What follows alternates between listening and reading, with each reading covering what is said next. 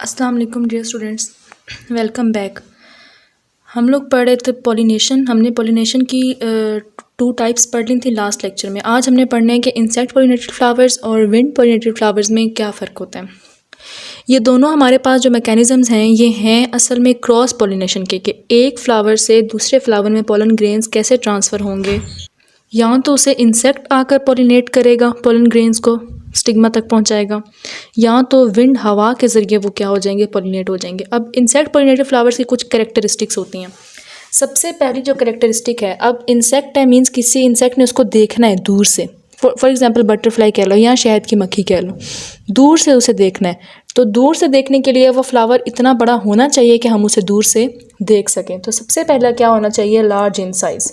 ठीक है, उसको लार्ज इन साइज़ होना चाहिए। अगर विंड पॉलिनेटेड फ्लावर्स की बात करें तो ये स्मॉल भी हो सकते हैं, कोई मसला नहीं है। हवा ने करना है तो हवा के लिए जितना फूल स्मॉल होगा उतना ही अच्छा है, क्योंकि उसका वेट लाइट होगा और हवा उसको इजीली जो है वो मूव कर सकती है।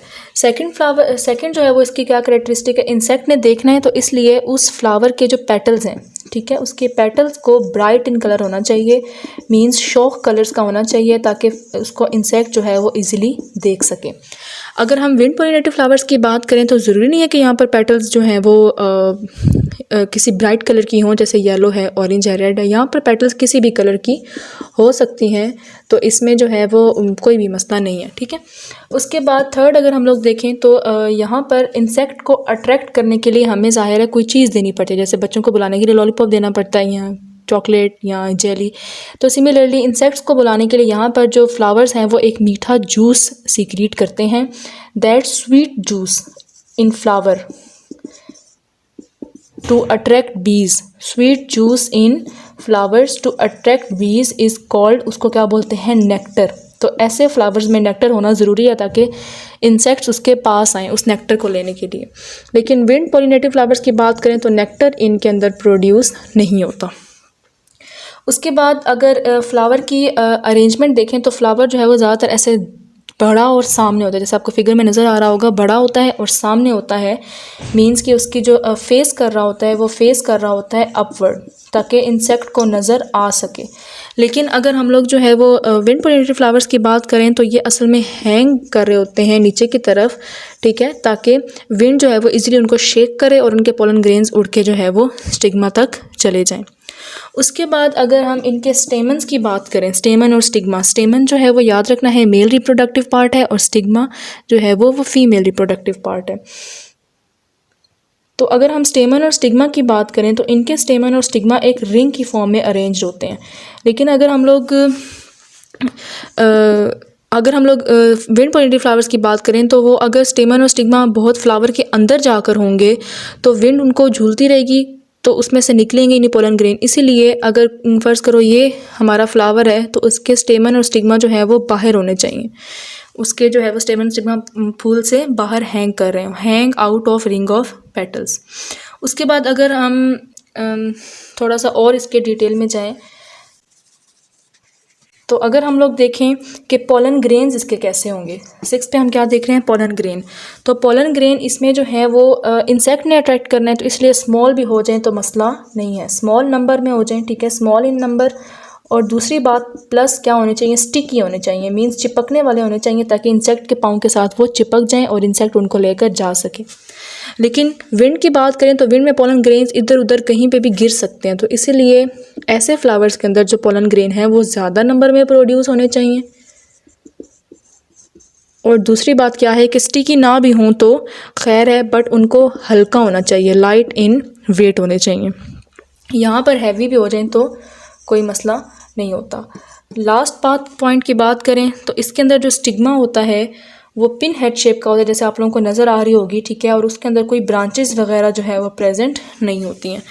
लेकिन अगर हम लोग जो है वो इसकी बात करें तो इसमें जो होती है वो फिदरी ब्रांचेस होती हैं। फिदरी मीन्स कि ऐसे अगर है, ठीक है, तो यहाँ से ऐसे ऐसे फिदरी होती हैं ताकि पोलन ग्रेन को पकड़ सकें। हवा में जा रहा है ना पोलन ग्रेन, तो उसको पकड़ सकें, इसलिए इसके फिदरी जो है वो क्या होते हैं, स्टिग्मा होते हैं। स्टूडेंट्स, ये हमारा डिफरेंस है इंसेक्ट पॉलिनेटेड फ्लावर्स में और विंड पॉलिनेटेड फ्लावर्स में, तो ये आप लोगों को जो है वो बहुत इंपॉर्टेंट है पेपर पॉइंट ऑफ व्यू से। ओके स्टूडेंट्स, हमारा नेक्स्ट टॉपिक है स्ट्रक्चर ऑफ सीड। अब सीड का स्ट्रक्चर पढ़ने के लिए पहले मैं आपको बताती हूँ सीड बनता कैसे है। सीड हमारे पास बनता है जब एग और जो मेल न्यूक्लियस है इन दोनों की होती है फ्यूजन। एग फीमेल है, ठीक है, एग क्या होते हैं, फीमेल का न्यूक्लियस एग सेल होता है। जब इन दोनों की फ्यूजन होती है तो इनकी फ्यूजन की वजह से जाइगोट बनता है और उस जाइगोट को हम क्या कहते हैं, इट इज़ सीड, ठीक है, वो क्या होता है, सीड होता है। तो जब भी फर्टिलाइजेशन के बाद फीमेल गैमेटोफाइट के अंदर फर्टिलाइजेशन होती है तो जाइगोट जो है वो बनता है। जाइगोट क्या करता है, माइटोसिस करना स्टार्ट कर देता है, मींस बहुत ज़्यादा डिवीजन स्टार्ट कर देता है। माइटोसिस के नतीजे में zygote is converted into embryo, embryo बन जाता है। Embryo is a cluster of cells, ball of cells, उसको क्या बोलते हैं, एम्ब्रियो, चाहे वो जिम्नोस्पर्म्स हैं चाहे वो एंजियोस्पर्म्स हैं। उसके बाद जो ओव्यूल होता है, मतलब अब अगर मैं आपको कहूँ कि मेरे पास स्टाइल है, ये स्टिग्मा स्टाइल, और अंदर ओवरी है और ओवरी के अंदर ये ओव्यूल है। ये ovule, this ovule is changed into seed and this ovary, ये जो ओवरी है it is changed into fruit. आप लोगों को नज़र आ रहा होगा आपको, फ्रूट का स्ट्रक्चर कुछ ऐसे नहीं होता कि बाहर फ्रूट होता है और अंदर क्या होता है, उसका सीड होता है। बिल्कुल यही चीज़ है, इसी फ्लावर से ही फ्रूट बनता है। याद रखना है आप लोगों ने हमेशा कि फ्लावर से ही क्या बनता है, फ्रूट बनता है। जाइगोट में माइटोसिस होती है, उसके नतीजे में एम्ब्रियो बनता है। जाइगोट हमारे पास एक सेल होता है, उसके बाद एम्ब्रियो, इसमें जो है वो क्लस्टर ऑफ सेल्स बन जाते हैं हमारे पास। फिर हर सेल से डिफरेंट तरह के स्ट्रक्चर्स बनते हैं। एम्ब्रियो बनता है, फिर जो ओव्यूल है वो चेंज हो जाता है सीड के अंदर, और जब हमारे पास ये सीड बन जाता है तो असल में हमारी रिप्रोडक्शन क्या हो जाती है, कंप्लीट हो जाती है। अब हम इस सीड को ज़मीन में बोएंगे तो इस सीड से जो है वो एक नया प्लांट उगाएगा। अब एंजियोस्पर्म की अगर हम सीड की बात करें, स्ट्रक्चर ऑफ सीड की बात करें, तो एंजियोस्पर्म के जो सीड होता है उसमें 3 मेन पार्ट्स होते हैं, डिस्टिंक्ट नुमायाँ पार्ट्स होते हैं। सबसे पहले हमारे पास वो एम्ब्रियो है जो जाइगोट से बना। सबसे पहली चीज़ क्या है, जाइगोट से बनने वाला एम्ब्रियो, पहली चीज़, ठीक है।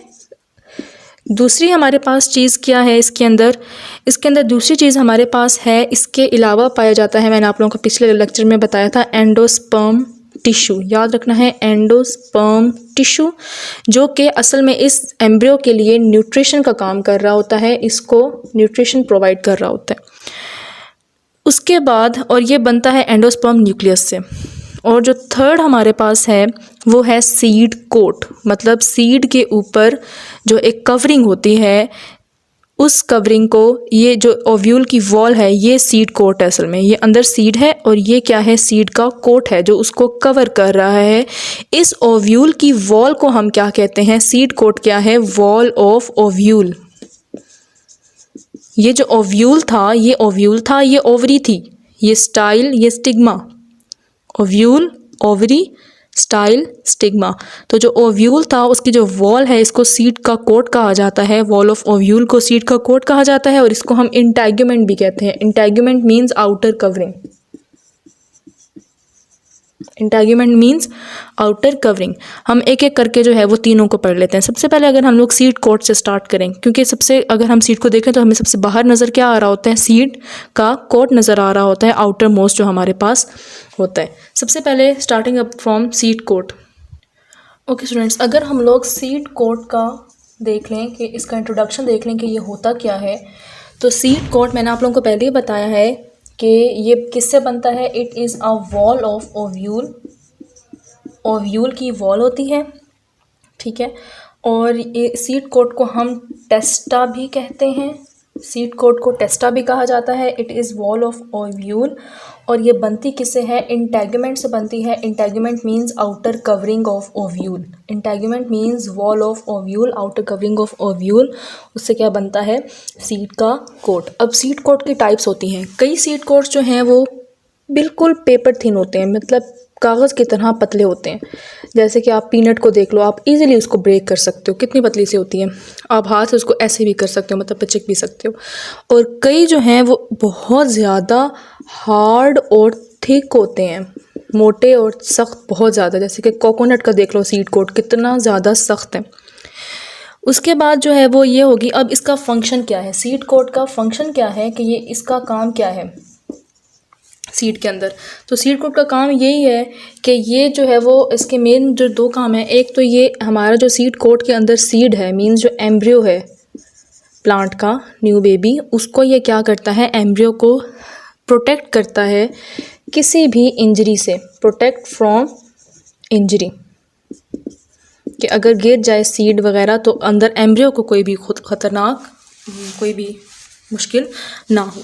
और दूसरा इसका काम क्या है कि अगर पानी की कमी होगी है या कोई भी प्रॉब्लम होगी या टेम्परेचर ज़्यादा है तो उसको ड्राई होने से भी बचाता है, ठीक है, prevents it from drawing out, उसको ड्राई होने से भी बचाता है, प्रोटेक्ट करता है।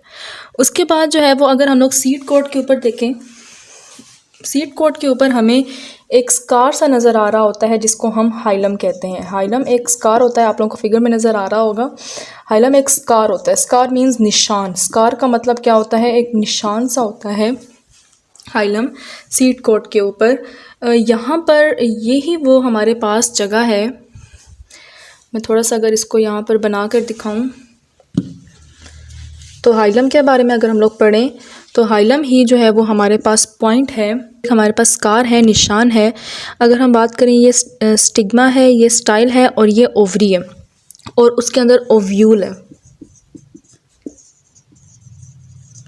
तो अब यहाँ पर ये वो जगह है जहाँ पर ओवरी वॉल के साथ, ये ओवरी वॉल है, इसके साथ ये ओव्यूल अटैच है।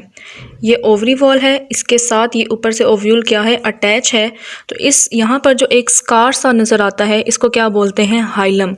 और यही वो पॉइंट है, यहाँ पर एक माइक्रोपाइल होता है, माइक्रोपाइल पॉइंट होता है जहाँ से जो पोलन ट्यूब है उसने एंटर किया था और मेल गैमीट्स को अंदर भेजा था फॉर फर्टिलाइजेशन।